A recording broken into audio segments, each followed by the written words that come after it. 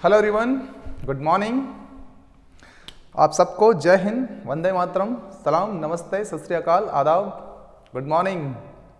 चलिए बात करते हैं, अगले पार्ट को देखते हैं, है ना। तो यति, यति का मतलब होता है बेटा जितेंद्रिय, जिसने इंद्रियों को जीत लिया हो, है ना, वो जितेंद्रिय है। तो यति मतलब जितेंद्रिय, और यति, यति मतलब बड़ी की मात्रा का लगा दें तो हो जाता है सन्यासी, है ना। तो यति मतलब सन्यासी, छोटी और बड़ी।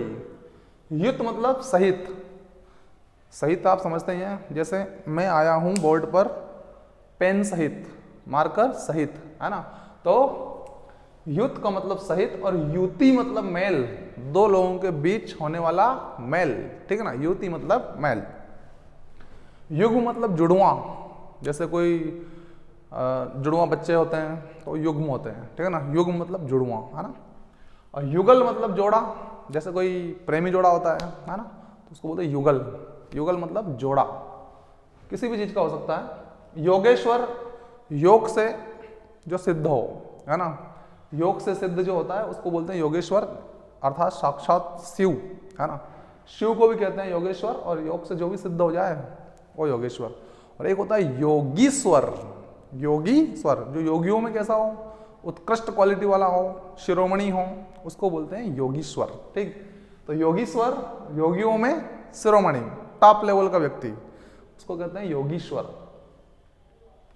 रग मतलब नस, कहते हैं ना उसकी रग रग में उबलता हुआ खून दौड़ता है, उबलता हुआ खून दौड़ता है। रग मतलब नस, नस में, ठीक है। तो रग मतलब नस, नस। और राग मतलब लय युक्त ध्वनि, है ना, विशेष ताल लय युक्त ध्वनि को क्या कहते हैं, राग कहते हैं, है ना। बड़ा गजब का राग अलापता है वो, राग, लय युक्त ध्वनि, राग, है ना, यस। रति कामदेव की पत्नी, इसलिए कामदेव को रति पति कहते हैं। मनोज कहते हैं, मयन कहते हैं, अनंग कहते हैं, पंचर कहते हैं, है ना। ये सब कामदेव के ही पर्यायवाची है। तो रति के पति है कौन, कामदेव। तो कामदेव की पत्नी कौन हो गई, रति। और एक होता है रत्ती, रत्ती आदता। रत्ती का मतलब अपन जानते हैं जरा सा, क्या, जरा सा। तो कहने का मतलब ये कि प्राचीन काल में ये रत्ती नामक एक बाट हुआ करता था, रत्ती नामक एक बाट हुआ करता था, है ना। उसको और वजन करने का मान, तो बाट से हम लोग क्या करते हैं, वजन करते हैं, कितने किलो है, 5 किलो, 10 किलो, ऐसा। तो रत्ती मतलब वजन करने का मान, ठीक है। राजा और रंक तो आपने खूब सुना होगा। तो रंक मतलब गरीब, है ना, और राजा तो अमीर होता ही है ना। तो रंक मतलब गरीब, और रंग मतलब वर्ण, हम सब जानते हैं, है ना, आराम से। रंग मतलब वर्ण होता है। रद मतलब दांत, ये भी आपने खूब सुना होगा। रद, रदन, दंत, दशन, दांत, पर्यायवाची, सॉरी, ओके। तो रद मतलब दांत हो गया, और रद्द मतलब खराब, है ना।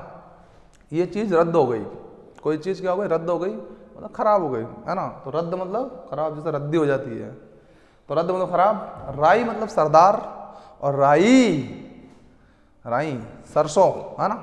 तो एक प्रकार का सरसों जो है उसको बोलते हैं राई। बड़ी की मात्रा है, उधर छोटी है, ठीक है ना, बड़ी है छोटी है। एक प्रकार का सरसों, राई आप खूब जानते हैं, राई, लेकिन सरदार भी होता है। सरदार को क्या बोलते हैं, राई। और सरदार भाई तुम क्या हो, राई, यस, राई। राशि मतलब ढेर, ढेर का मतलब वही समूह, इकट्ठा करना, वस्तुओं को एक साथ पटक देना, वही ढेर। और एक रास होता है ना। तो एक प्रकार का ये नाच है, रास, जैसे डांडिया होता है ना, इस तरह से रास है, क्या है, नाच है। जैसे कन्हैया ने गोपियों के साथ रास रचाया, है ना, मतलब नाच नाचे, वो खूब एंजॉय किया, है ना। तो एक प्रकार का नाच। रोशन, रोशन का बोलते प्रकट या प्रदीप्त। तो प्रकट होना, जैसे आप देखते होंगे, आप आए, हमारा जहां रोशन हुआ, हमारा जहां रोशन हुआ मतलब आप प्रकट हुए, आप प्रदीप्त हुए। प्रदीप्त हुआ मतलब जगमगाता हुआ, जलता हुआ, प्रदीप्त का मतलब, ठीक है ना। रोशन, प्रकट और प्रदीप्त। और इधर रोशन है, अरे रोशन, रोश में आ गया रोशन, रोशन, रोश मतलब क्या, गुस्से में आ जाता है, क्रुद्ध होना, है ना। तो क्रुद्ध, है ना, ये क्रुद्ध। पारा और कसौटी भी होता है, पारा और कसौटी। रोशन है, क्षण, पारा भी बोलते हैं और कसौटी भी होता है, ठीक है। रोचक, मनपसंद। क्या गजब का मोटिवेशन था। रोचक मनपसंद, रोचक मतलब मनपसंद, रोचक लगता है तो मन को भाता है मतलब वो, इसलिए उसको बोलते हैं रोचक, है ना, मनपसंद या रोचक। दूसरा होता है रेचक, है ना, रेचक को ही कहते हैं दस्तावर। देखो यार, रेचक का मतलब ये होता है कि जब हम सांस लेते हैं ना,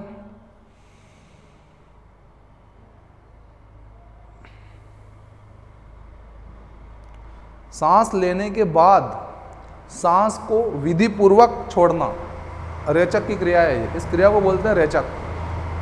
सांस लेकर उसको विधि पूर्वक छोड़ना रेचक।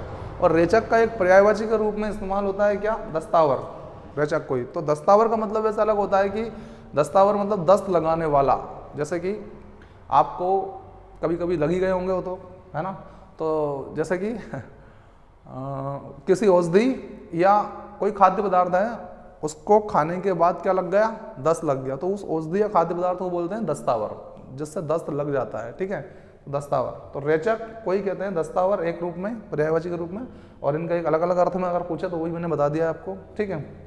लक्ष्य, लक्ष्य है, लक्ष्य, लाख की संख्या, जो लाखों की संख्या का बोध करा है वो लक्ष्य, है ना, लाख संख्यावाची, है ना, संख्या का बोध कराता है। और ये एक लक्ष्य है जो आपका अपना सबका है ना। तो ये लक्ष्य, किसी उद्देश्य पे आप काम कर रहे हैं आज भी, है ना, ये वही वाला लक्ष्य है। लवण का मतलब आप खूब जानते हैं, रोज खाते हैं आप, अपना आपका अपना नमक, है ना।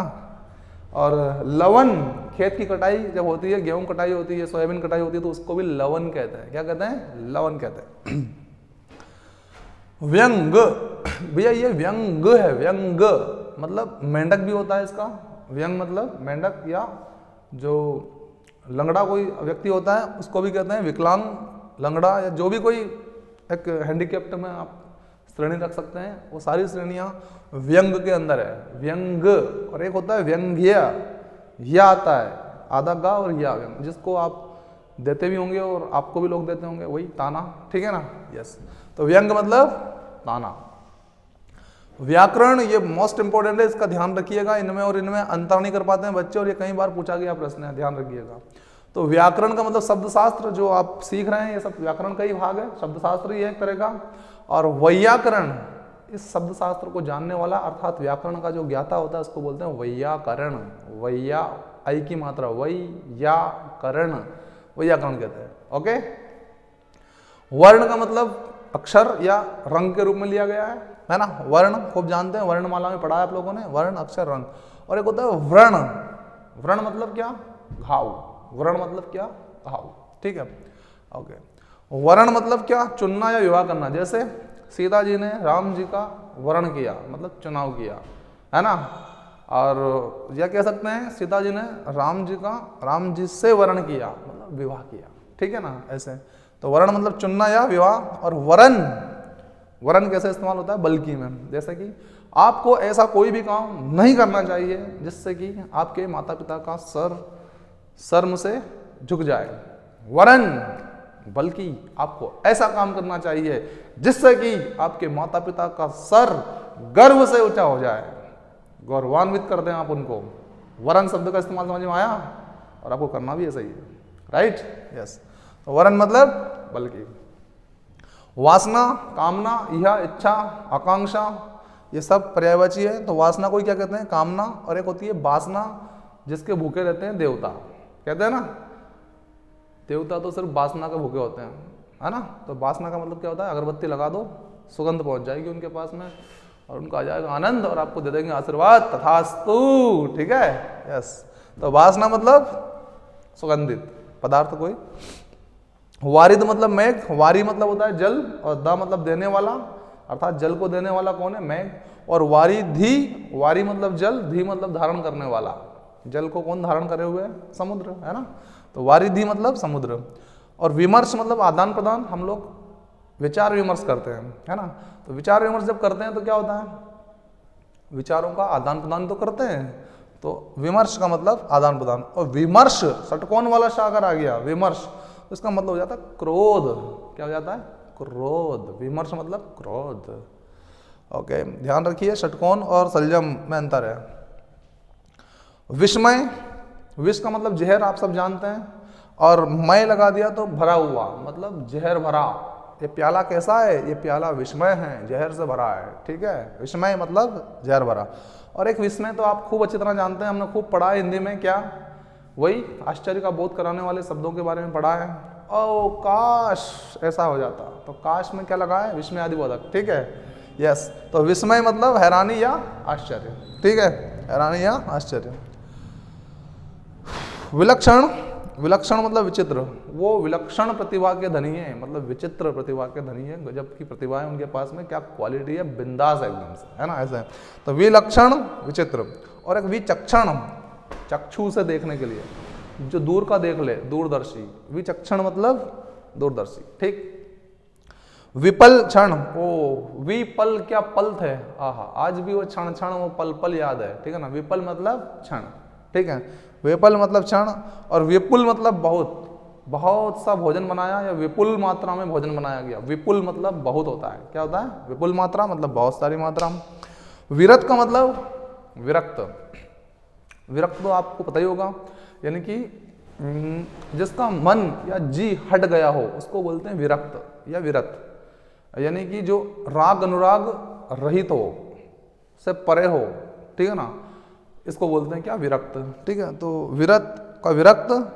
और दूसरा विरद, स्तुति, जो कि मैं आपकी करता ही रहता हूँ, है ना, मतलब मैं आपकी प्रशंसा करता ही रहता हूँ, है ना, क्योंकि आप रोज याद करके आते हो, अच्छे से मेरे को सुनाते हैं सब होमवर्क वगैरह आप लोग, है ना, तो आपकी स्तुति तो बनती है कि नहीं बेटा? यस। तो विरद मतलब क्या होता है? स्तुति होता है। क्या होता है? स्तुति होता है ना। ओके। विभात मतलब सभात। विभात का अर्थ क्या है? सभात। अब सभात का मतलब या विभात का मतलब क्या होता है? प्रभात होता है। विभात, सभात या प्रभात या सवेरा एक ही बात है। सवेरा सुबह का जो समय होता है वो सवेरा, इसको ही बोलते हैं विभात, सभात या प्रभात, ठीक है। विभाति मतलब शोभा, वो आपको भी भाती है, हमको भी भाती है, सबको भाती है। अच्छा, आपको तारीफ करे कोई, स्तुति करे आपको, तो आपको अच्छा लगे कि नहीं लगे? अच्छा लगे, तो शोभा बढ़ती है ना, शोभा। तो विभाती है, शोभा भाती है सबको, है ना। विभीत मतलब डरा हुआ, वो भीतर ही भीतर रहता है बेचारा, क्योंकि डरा हुआ रहता है ना, लोगों से डरता है। विभीति मतलब, विभीत मतलब डरा हुआ, और विभीति मतलब शंका। विभीति शंका, विभीति मतलब छोटी की मात्रा लगा दी गई है उधर, देखिए ता में भी। विभीति मतलब क्या हो गया? विभीति मतलब हो गया शंका, ठीक है। स्वजन, स्वजन मतलब कुत्ते। स्वान वाला सा है, देखो आधा, स्वान वाला जो स्वान में आता है ना वही सा है, इसलिए इससे पहचान करना कि ये सलजम वाला आता है तो कुत्ते हो जाता है, और सरोते वाला आ गया तो अपना आदमी हो जाता है, ठीक है ना। तो स्वजन मतलब कुत्ते, और स्वजन सरोते वाला आधा सा आ गया तो अपना आदमी। स्वयं का आदमी मतलब हमारा प्रिय कोई, स्वजन अपना आदमी। स्वपच चांडाल, यू नो अबाउट चांडाल?